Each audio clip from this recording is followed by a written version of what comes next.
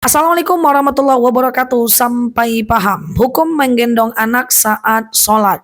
Umamah binti Zainab atau Zainab adalah putri Rasulullah, berarti Umamah ini adalah cucu Rasulullah.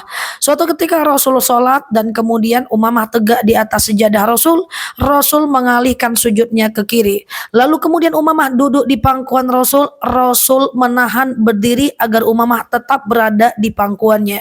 Lalu kemudian Umamah naik ke atas pundak Rasul, lalu Rasul angkat ke atas kepalanya dan kemudian Rasul melanjutkan sholat sambil menggendong Umamah. Ini adalah dalil bahwa boleh menggendong anak dalam keadaan sholat. Suatu ketika seorang sahabat pun pernah melihat Rasulullah SAW. Waktu itu Rasulullah SAW pergi sholat asar ke masjid, diikuti oleh cucunya Hasan Husain. Hasan Husain itu adalah anak Ali bin Abi Thalib dan Fatimah. Pernikahan Ali bin Abi Thalib dan Fatimah menghasilkan anak namanya Hasan Husain. Berarti Hasan dan Husain adalah cucu Rasulullah.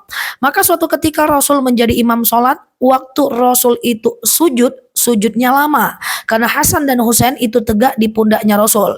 Suatu ketika sahabat selaku makmum mengintip sedikit karena takut terjadi apa-apa dengan Rasulullah.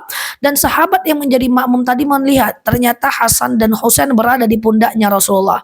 Lalu kemudian Rasul duduk antara dua sujud dan melanjutkan sholatnya setelah Hasan dan Husain merasa puas berada di pundaknya Rasul. Setelah sholat maka sahabat bertanya, "Ya Rasul, kenapa kamu tadi sujudnya terlalu lama? Kami takut terjadi apa-apa terjadi padamu." Maka Rasul berkata, "Tidak ada apa-apa, tadi cucuku berada di pundakku ketika sujud dan aku biarkan hingga mereka merasa puas." Ini adalah dalil bagaimana bolehnya menggendong, mengangkat anak dalam sholat. So, tidak ada alasan untuk tidak sholat karena sejatinya hal itu diperbolehkan di dalam sholat. Saya nggak bisa sholat karena ada anak kecil, jadi nggak ada alasan lagi ya. Oke, terima kasih telah menemani. Like, share video saya ini dan follow kanal ini. Cek ratusan video saya yang lain dan sampai paham. Assalamualaikum warahmatullahi wabarakatuh.